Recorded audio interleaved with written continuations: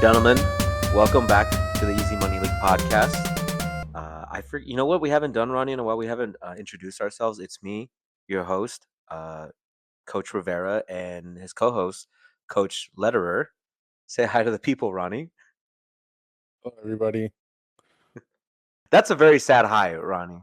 But you Yeah. know, you're like, I could be playing video games. I'm recording this piece of shit. I have to reminisce about losing. No, I won last week, but I'm not looking forward to this week. Yeah. All right, we'll get right into it because this is a short one. This is a quick one. That's what the ladies say about me. Whoa, hey, pal, watch it. This is episode 11, I think. We're at this point we're gonna stop keeping track of episode numbers. Let's get right into the Week 14 recap. This was not really make or break because the playoffs were already set, but people still had to play their games. And starting off with first game, March of the Penguins, 100.76 versus Commissioner Rivera, 80.98. Ronnie, go ahead and start us off. How did March of the Penguins put a nice 20-point beat down on my ass? All right, starting off with Joe Burrow, 23.36. Okay, wait. I do have to say something about Joe Burrow. I read something today, it's a little article. They're like, the Bengals have finally broken Joe Burrow because he was doing a press conference like yesterday, or maybe it might have been today, where they asked him about, how he feels about the season and everything like that. And he's like, well, I want to keep doing this while I'm still having fun. And it's kind of hard to still be having fun when things like this keep happening. It's like, damn, the Bengals are already going to make generational talent Joe Burrow retire early because he's like, I'm sick of this. This fucking sucks. So, anyways, continue. All right, we got Devon A-Chain at 17, James Cook III at 10.1, Rashee Rice 5.4, Jacoby Myers 12.8, Darren Waller 2.2, Kinshawn Judkins 8.9, the Texans the Texas defense at 13, and then Kaimi Fairbairn at 8. We were right to call his panic room of Darren Waller, and I mean he still won, but Darren Waller did nothing. So Yep. And that was what they scored 34 points. All right, on to my team. Let's just move through this because this was a terrible way to start the playoffs here. The let's see here. I got to get in the right mindset, right? Because we're in the playoffs now. All right, Bo Nix, 15 points. It's okay. I lost Daniel Jones for the season, which sucks because he fucking snapped his leg. So I lost my guy. He was doing so good for me all season. All right, Bucky Irving, 15.1. Shout out Bucky Irving. That was awesome. Zach Charbonnet, only 7.6 expected. Jamar Chase, 7.7. They scored 34 points. Jamar Chase got 7 points. How does this happen? All right, Amon-Ra St. Brown, a respectable 12 points. Tyler Warren, 2.7. My tight end in Indianapolis. It's not looking good for me now. Lad McConkey, son of Conkey, 1.7. Fuck you, lad. He's not my lad anymore. Browns defense. I thought that was a surefire start against Tennessee. I was like, dude, I'm going to get like 30 points off of that. Didn't happen. Did not happen at all. 4 points. Jason Myers, shout out to you, Jason Myers. You rocked. Give me 14 points. Nothing on my bench that would have changed anything. I had a lot of guys who were on buys as well, too. So that was that. Sorry, let me clear my throat so I could announce this. Jackson off to that Judy. 112.04 versus Big Rooster Brock, 75.36. Ronnie, I'm not gonna call it a much needed win, but it was a nice positive win to be like, hey, you know what? We ended the season strong here. How'd you do it? Dak Prescott at 18.44, Jonathan Taylor at 11.4, Josh Jacobs 16.2, CeeDee Lamb at 15.1. Thankfully, right before his concussion, he got me 15 points. Christian Watson, 22.9.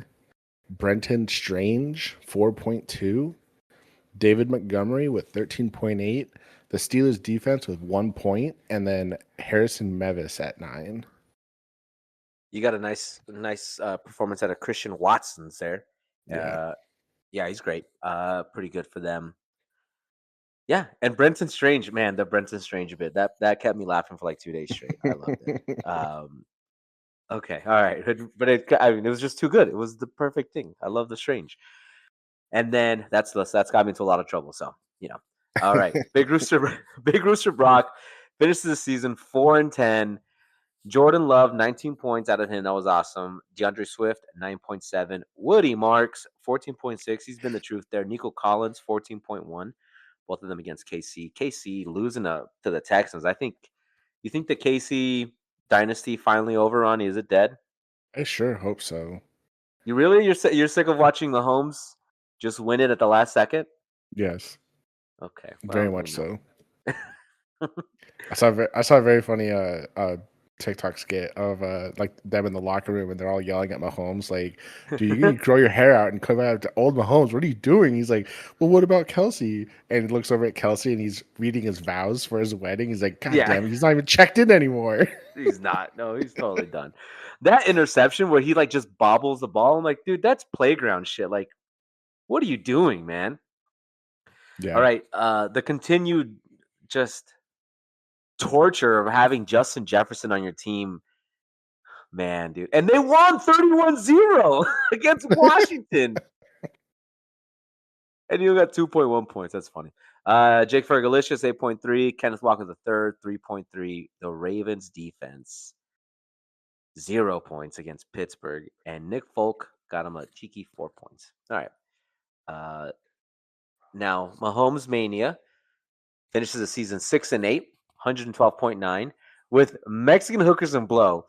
Finished the season at a tough Enrique, an absolutely fucking just tough TUFF, like the kids like to spell it nowadays. Way to finish the season 8-6, dude. Brought his team all the way back from the brink of darkness. Like he thought he was a lock in for the toilet bowl, and he found a way to do it. Ricky lost this one, but again, he's in the playoffs, so he's all right. What happened here, Ronnie? How did Ricky lose this one? Got Patrick Mahomes at 5.8. Derrick Henry. Speak of that bomb. Yeah. Derrick Henry at 10.7. Kyron Williams, 16.7. Chris Olave, 4.5. Michael Wilson with an awesome 31.7. Yeah. Trey McBride at 8.3. Respectable for a tight end point. Fantasy points. Saquon Barkley at 18.2. The Rams defense at 6. And then Cam Little kicker at 11. Oh, speaking of Saquon Barkley, did you see that video that came out of Diddy singing happy birthday to him at one of his parties? What? Really? Yeah. Oh, that's awesome. That is perfect. That's what we needed to see. It was Diddy and somebody else singing happy birthday to him. To Saquon Barkley? Yeah. All the Giants fans are like, you know what? Keep him. Yeah. Keep him there for sure. Okay. Mexican hookers and blow, Enrique. You made great coffee, you made a great team. And you guys scored 115 points. We got Jared Goff, 16.6, Chase Brown, 17.0, RJ Harvey, 19.0. RJ Harvey has been doing great work for him. Devontae Adams, 4.9. That's okay. He didn't need that much from him this week. Jackson Smith and Jigba. Is he wide receiver 1? Let's click. Let's use our fingies. Wide receiver 1 right there. 24.6 points. Dallas Goedert, 11.8 points. I was watching that game. I was like, wow, Dallas Goedert, look at him getting points. And Mika Egbuka, 2.5. The start of the Jaguars against Indianapolis, 11 points. That's awesome. And then Chase McLaughlin, son of Laughlin, 9 points out of him. That's pretty dope. Great way to end the season there, Enrique. And then finally, we've got For Goodness Bakes, who scored, 134 points is up. That's a lot of fucking points. But he went up against Michael Lombardi's Heroes, who fucking put up 162 points. I can't even speak right now. That's how many points he put up. 162 points. Goodness Bakes, Jonathan finishes the season 7-7. And then we've got our boy Jesse here, Coach Jesse. Coach Diaz here finishes the season 11-3. One of the strongest seasons. Why I can't speak today at all. What the fuck? One of the strongest records I've seen in a long time in fantasy, so that's pretty dope. Uh, Started off for me, Ronnie. Here, how did Jonathan? He put up 130 points, would have beat all of us. Somehow that wasn't enough against Jesse. What happened? We got Matt Stafford at 23.24, Bijan Robinson at 8.4, Ashton Genty at 4.8, Puka Nakua with an awesome 32.2, Jalen Waddle at 15.6, Mark Andrews at 1.4, Jalen Warren at 13.7, the Seahawks defense at 20 points, and Awesome. then Jake Masturbates at 15. Yeah. And then Jesse said, I see you're 134. I'm going to raise you 162. Josh Allen, 37 points. And they were down. They were down. Like, I don't know how many points he had going up into like that last bit of the fourth quarter, but he just turned it on and they fucking blew the shit out of the Cincinnati. I know it's only 5 points, but they scored like 20 points unanswered in like 5 minutes. Yeah. And then Jameer Gibbs, 33 points. These numbers are insane. Javonte Williams, 13.7. AJ Brown, Antonio Juan Brown, 13 points. You got George Pickens, 6.2. Listen, George Pickens is going to do what he's going to do. That's fine. Brock Bowers might be back again, 12.6 points. Kyle Manangai, 8.2. Broncos defense, great start, 13 points. And Brandon Aubrey, 20. Fuck, holy shit, 24 points out of Brandon Aubrey. That's a lot of fucking points. All right. Yeah, that's pretty good. Good job, Jesse. And that is a week 14 recap. Week 14 recap? Is that what I said? Am I saying real words anymore? Winner of the week, Jesse. I think he got it most of the times this season. I was supposed to keep track of that, but then my stat guy called out, so I don't have those stats readily available. 162.04 points, Jesse, this week. That's pretty awesome. And then the loser of the week, Big Rooster Brock, finds himself here again. 75.36 points. That is a total bummer. And the hold on. Oh, is Drake London on? Okay. The I'm gonna delete one of these guys here. Sorry guys, you guys are getting a little look into the inside of producing a podcast. It's me deleting something out of Notepad. And did I write that in the Drake London? Don't read the Drake London line if the Drake London line is there, Ronnie. Yeah, it Because is. he didn't even play. He didn't play. Anyways, go ahead and take us to the injury report, please. All right, this week's injury report is brought to you by Monsanto. Monsanto, quality poisons you won't even taste. And looks like then we just have one injury. That's Mark Andrews is questionable with a glute and was limited at practice. There was injuries and questionables, I believe, for the toilet bowl, but because the toilet bowl we didn't cover those. Sorry, Ronnie and and Malnar, you guys had to just sit here and deal with just if we don't tell you guys, who knows who could be injured? You'll never know. You'll never know. But Mark Andrews is in the playoffs for a playoff team. Only one who was in the injury report that we saw. All right, and let's get into the playoffs preview. Let's get right into it. First game. Is this a quarterfinals, a semifinals? I never understand that part. What's the difference? You're making me question it now. Yeah, right. Because it's like Semifinals is the one before the finals. okay, so this is Quarterfinals the is the one quarters. before. Yeah. This is the quarterfinals. Got it. Got it. Quarterfinals, guys. Listen, we got to figure it out. We've got the greatest minds here. We've got Commissioner Rivera projected for 106.4 versus Mexican Hookers and Blow projected for 110.0. We already had some players play tonight, so I'm already sitting at 7.6, and Enrique is sitting at 19.4. So my team, I'm going in this week. I'm going to start Jackson Dart against Washington. Jackson Dart, I need you to score as many points as you can. I'm not going to put a number on it because I don't want to curse you. Bucky Irving, you were projected for 13. You gave me 7. Not cool, man. Omarion Hampton is back. He looked great last week. I need a big performance out of him. Jamar Chase, 16.9. Please catch a lot more balls from Joe Burrow. Amon-Ra St. Brown, just get in the end zone, bro. Against the Rams, come on. I know you can do it, bro. I know the Rams decent defense, but you got to do something for me, brother, please. I got Tyler Warren against Seattle.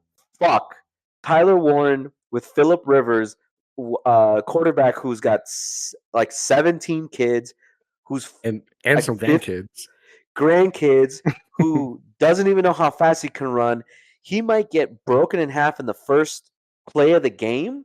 And Tyler Warren is like the emergency QB for Indianapolis. I'm not even joking. So things could get really bad for me. Then I got Lad McConkey, son of Conkey, 10.4 against KC.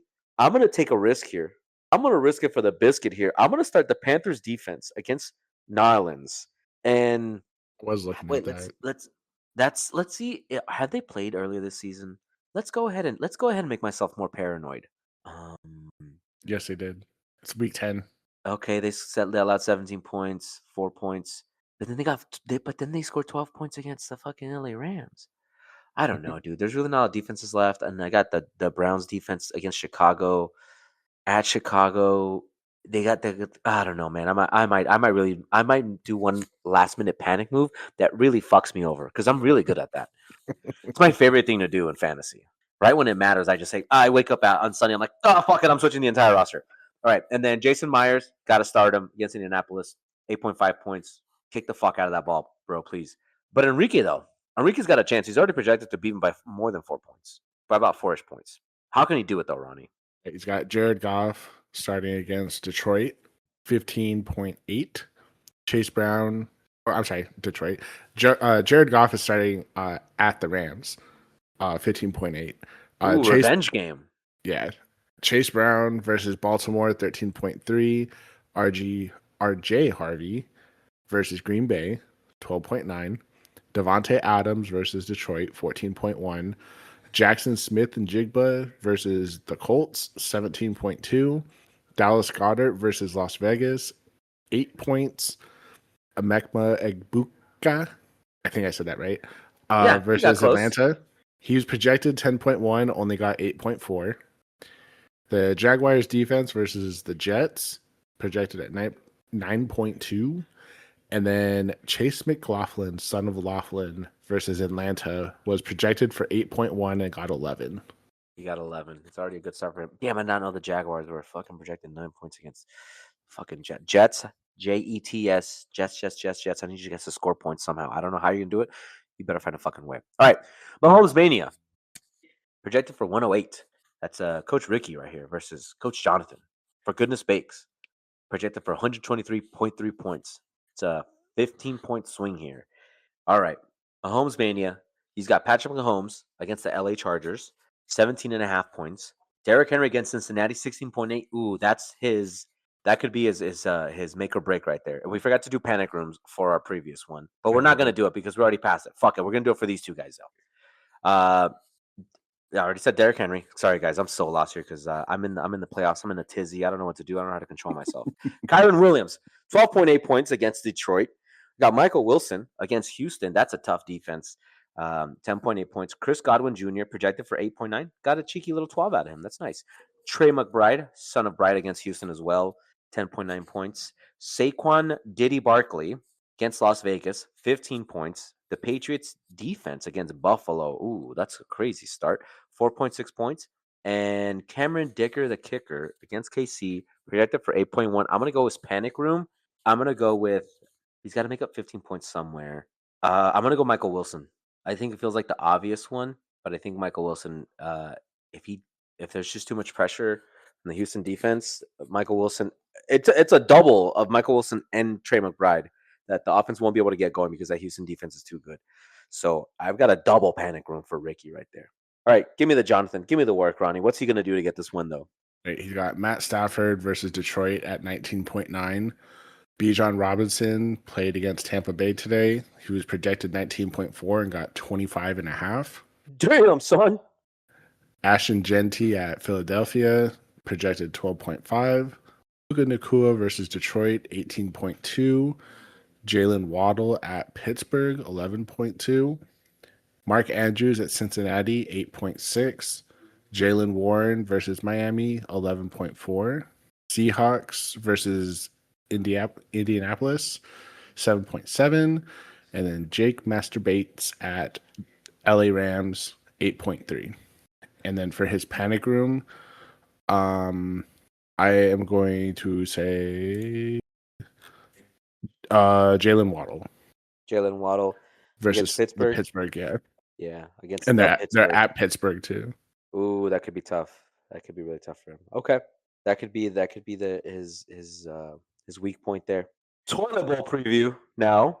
Ronnie, you are in the toilet bowl and preview for the ending that I'm going to edit back in because I did it out of order, guys, because I'm a bad editor. Uh, I'm already telling Ryan he's got to start stretching because it's looking bad for him. Because I've got Big Rooster Brock projected for 121 points versus Jackson off to that Judy, 102.1 points. All right. Big Rooster Brock, Malnar, finished the season 4-10. He's got Drake May, MVP status? Possibly. 21.4 points against Buffalo. Christian McCaffrey, son of Caffrey, 24 points. Those are monster numbers. That's crazy. Woody Marks, 14.3. That's awesome against Arizona. Then he's also got Nico Collins against Arizona, 13.6 with that terrible defense there. Justin Jefferson projected for 12.9 against Dallas. I think he'll get like 3 points. Jake Fergalicious projected for 7.7 against Minnesota. Kenneth Walker the third against Indianapolis, 11.6. Ooh, he might blow that one out. Eagles defense against Las Vegas, 7.3. They need a bounce back game. This might be the game where they get it. And then Eddie Dinero Pinheiro against Tennessee, 8.8 points is the projection. His panic room, I think, is it's Justin Jefferson no matter what. It's just gonna unless something changes, it's gonna be Justin Jefferson. And that could be the reason why you win, Ronnie. That could be the reason why Jackson After Judy gets out of the toilet bowl. You escape I the hope bowl. so. How do you do it though, Ronnie? How's it gonna happen? All right, I got Dak Prescott versus Minnesota, 18.2. I'm still on the fence about putting in Lamar Jackson, who's up against Cincinnati and projected at 19.4. Ooh. But Lamar Jackson's been doing better since he came back. Like every week he's doing better and better, but also he keeps getting random crazy injuries. Like last week his foot got stepped on in practice and but he still pulled up 21 points. Um so I don't know. I don't know if I could trust him, especially against Cincinnati, because they always put up monster points and lose. Yeah. I don't know. It's fucking up. But then Minnesota looks like ass. So Um ass. And now Dak Prescott's also at home, so he's got that advantage of having the sun blinding the other team. So we'll see. Anyways, Jonathan Taylor against Seattle, 16.2. That's a hard ass defense, but also Philip Rivers is probably going to be handing him the ball almost the entire game. So Ooh, very true. I'm hoping that something good comes out of that. Um, Josh Jacobs versus or at Denver, 15.3. That's another hard one because he's still got residual knee issues, and Denver's crazy defense. So I'm hoping that he at least lives up to those projections. And then Wandale Robinson versus Washington, 11.8. Christian Watson at Denver, 9.6. Harold Fannin Jr. at Chicago, 8.8. David Montgomery at Los Angeles Rams, 7. The Steelers defense versus Miami at 6.8. And then Andy Borgales versus Buffalo at 8.4. Panic room.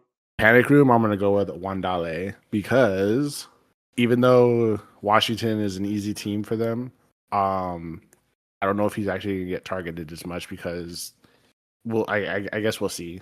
Yeah, I'm just worried because he's so back and forth every fucking week. that's true. That's very true. It's a flip of a coin there for sure. Oh man, that's tough.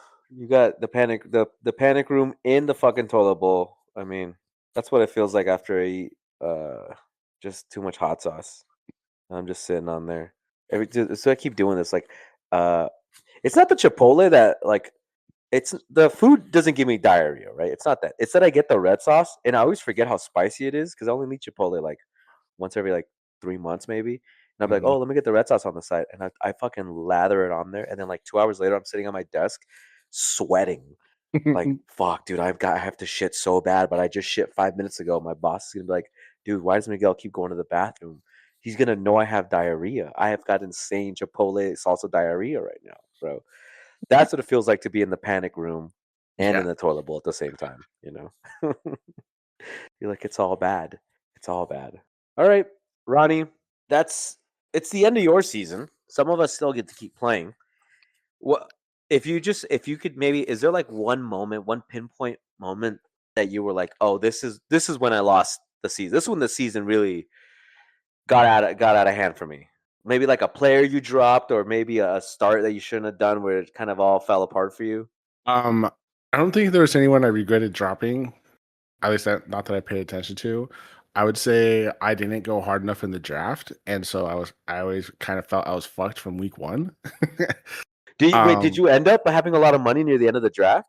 no, but I didn't go as hard for some of the players that I was looking at as I probably should have, Oh, okay. because I was like, oh well, I have a secondary person, and then um You're like, I'll just pay less money for my secondary person. It's okay. yeah, and yeah, like the two that I really regret not going hard for were Josh Allen and Yeah. I wish I wouldn't went for Gibbs instead of Montgomery. I don't. I think they both did so well. Like, not so much even last year, but like Montgomery had a really good season last year as well too. Yeah. That I can see why you're like, oh, I can spend my money elsewhere and I can stick with Montgomery. He'll be a RB1 as well too, and just Gibbs. They rode the hot hand, and Gibbs just kept getting all the work, you know? So that's a tough one. I mean, I'm not gonna say, "Oh, did you learn anything?" Because none of us learn anything from fantasy. Going into Once we go into the next season, we're like, "Hey, fresh slate. Whatever happened last season doesn't matter, bro. I'm a Exactly. new coach."